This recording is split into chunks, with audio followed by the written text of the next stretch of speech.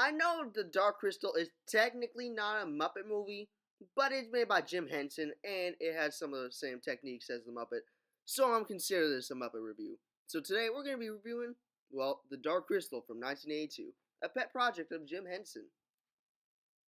So some thousand years ago, in the planet Thra, a crystal in a castle cracked, giving rise to two new species, the Skeksis, who are the antagonists in the movie, and the Mystics, who live in the valley and are much more docile.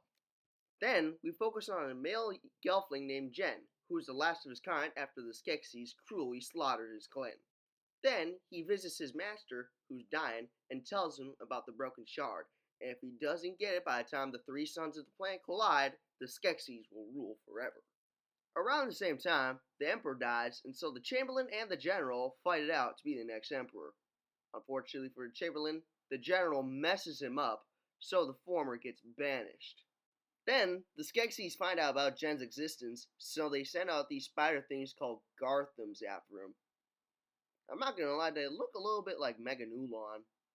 Then, Jen meets a being called Aughra, who invites him into his orrery and gives him 3 shards.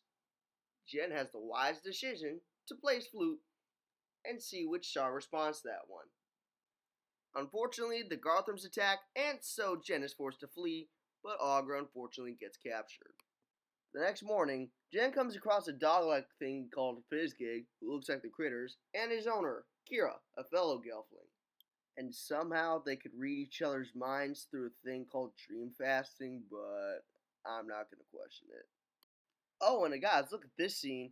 This had to be really complicated controlling all the food and all the pyrotechnics and the puppets and stuff. This thing looks really impressive, dude. I'm telling you.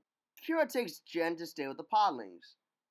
Kira's equivalent of the Mystics, and everything seems happy and go lucky until the Garthams attack, but thanks to the Chamberlain, our heroes manage to escape. The next morning, our 2 heroes go to the ruined Gelfling city, where the prophecy reads that the Gelflings are going to be destroying the Skeksis, or else no one will. The Chamberlain catches up with them, but let's just say tarnished family legacies ain't going to get you anywhere. We see our heroes arrive at the castle, where we see a bunch of podlings and a bunch of other animals having their life sucked out. But thankfully, Jen manages to break that cycle, and the scientist who's conducting experiments on them falls to his death. The Gelflings reach the throne room, where Jen manages to place the shard back into the crystal, but at the expense of Kira. The Mystics and the Skeksis merge into Urskeks, thank Jen for everything he's done, and revive Kira. Odd plot device, but sure, we'll just go with it.